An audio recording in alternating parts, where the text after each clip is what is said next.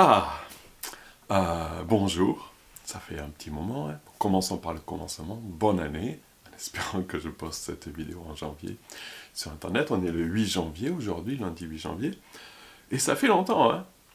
Ouais, j'ai posté une vidéo en... Non, j'ai filmé une vidéo en novembre, mais je ne l'ai pas encore postée, tôt ou tard. Voilà, plein de choses à vous dire aujourd'hui. Ouais, je pensais, ouais, c'est la série des petits mots, bien sûr. L'idée à la base, c'était juste de faire une petite vidéo de 1 minute où je vous montre le mot et c'est fini. Et, euh, et je voulais faire des vidéos où je raconte des trucs séparément. Comme j'ai jamais eu le temps de filmer, comme j'ai jamais eu le temps de mettre en ligne, pourquoi pas faire les deux en même temps? Qu'est-ce que vous en pensez? Et la dernière vidéo, il y a eu plus de 100 personnes qui l'ont regardée, c'est un record. Je sais, on est très loin de tous les grands youtubeurs, et je ne suis pas un grand youtubeur, je suis juste un mec qui parle devant sa caméra. Beaucoup de grands youtubeurs aussi sont juste ça, mais bon, bref. Donc voilà, si ça vous intéresse que je parle de différents trucs, on va tenter aujourd'hui. La batterie est chargée, et donc voilà, ouais. Si ça vous intéresse que je parle de différents trucs en plus des petits mots, dites-moi dans les commentaires. Et puis comme d'habitude, les gens, vous savez, ils vous le disent tous, abonnez-vous, appuyez sur la cloche, appuyez sur like, commentez. Et tout ira pour le mieux dans le meilleur des mondes. Voilà, ouais, donc, vu que je vis au Japon, je veux vous dire de temps en temps des petits trucs sur de la vie quotidienne au Japon.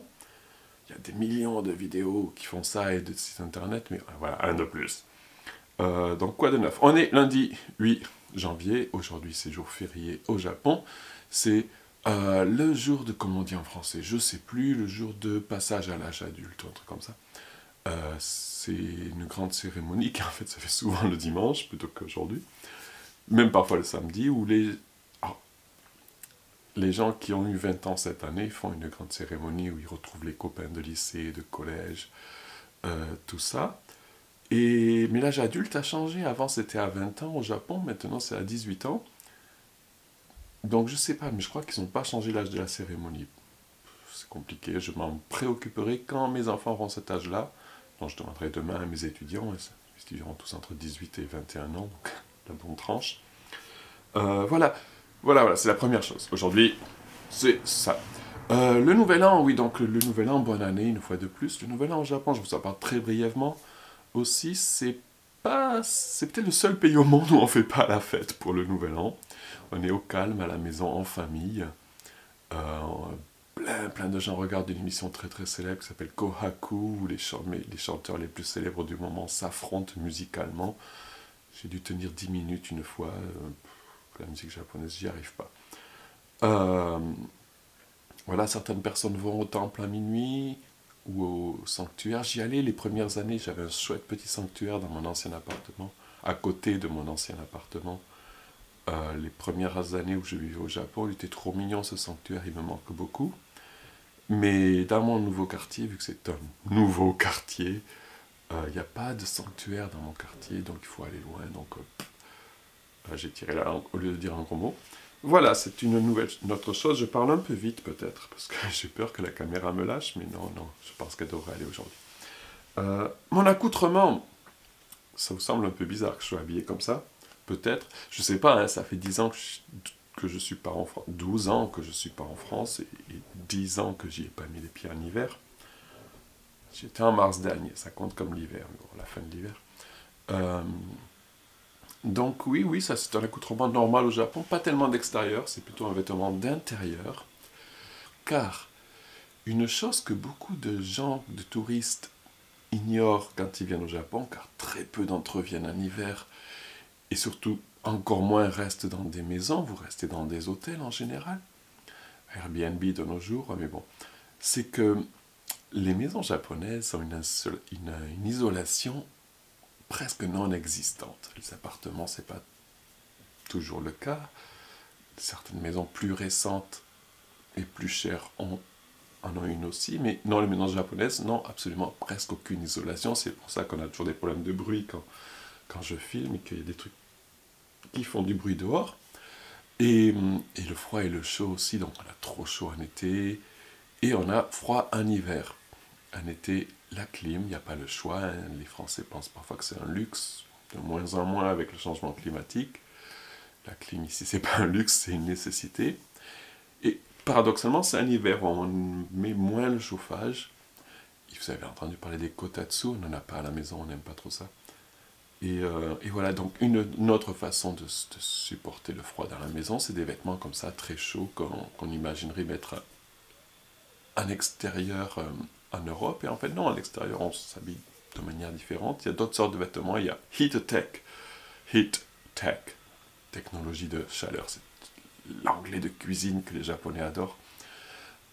C'est des vêtements, donc pareil, qui gardent la chaleur, comme les thermolactiles, ou je ne sais plus comment on dit en français. Et voilà, c'est un peu les nouvelles du jour. Après, sinon, à la maison, tout va bien. Non, les gosses ont chopé la grippe. On ne sait pas trop comment, parce qu'on est resté à la maison toute la semaine, en faisant les courses, peut-être, je ne sais pas. La grippe peut s'attraper par contact beaucoup plus facilement, donc même avec un masque. Ils ont touché des trucs, ils ne se sont pas lavé les mains, et voilà. Moi, ça va, je suis vacciné. Ma femme, on verra qu'est-ce qui se passera. Bon, le petit mot du jour. Alors, je prends mes lunettes. Je prends la boîte. J'ouvre la boîte. Je touille. De moins en moins, donc. Censé y en avoir 52. J'en ai fait quoi, une quinzaine? Bon. Non, non, ouais, peut-être qu'il en reste, ouais, une quarantaine. Je touille. Et j'en prends celui-ci. Je ferme la boîte. J'essaye de fermer la boîte.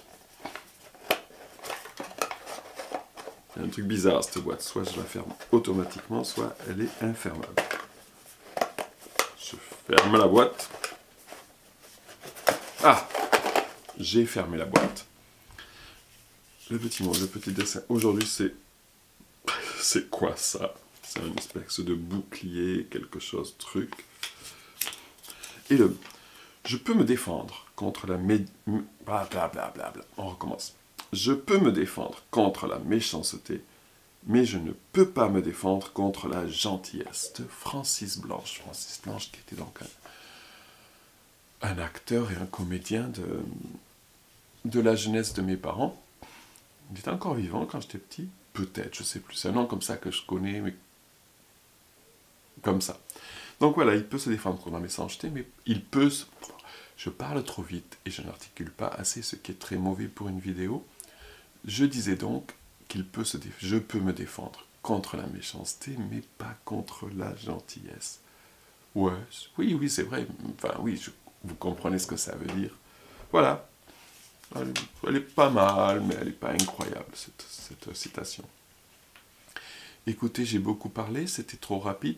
Je parle trop vite, j'ai peur qu'il se passe un truc avec la caméra, donc ça me fait parler vite.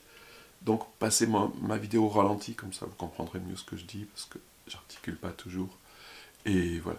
Une raison pour laquelle je fais ces vidéos aussi, c'est parce que je parle peu français de nos jours.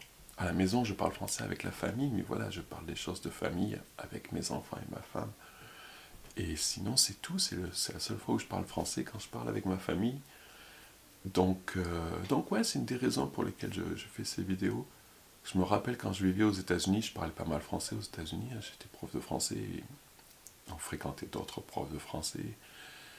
Mais je connaissais quelques francophones là-bas qui parlaient presque jamais français et qui étaient très contents de me rencontrer parfois.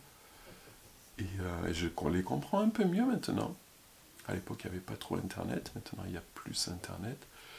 Et donc voilà, ouais, quand on vit à l'autre bout du monde, parfois, on utilise peu sa langue. À l'écrit, je l'utilise énormément, j'écris beaucoup, je lis beaucoup en français. Mais à l'oral, pas tant que ça, oui, je comprends quand même toujours autant. Mais je vois, non, déjà à l'écrit sur les sites, sur les réseaux sociaux, des fois les jeunes déjà commencent à utiliser des expressions que je ne connais pas.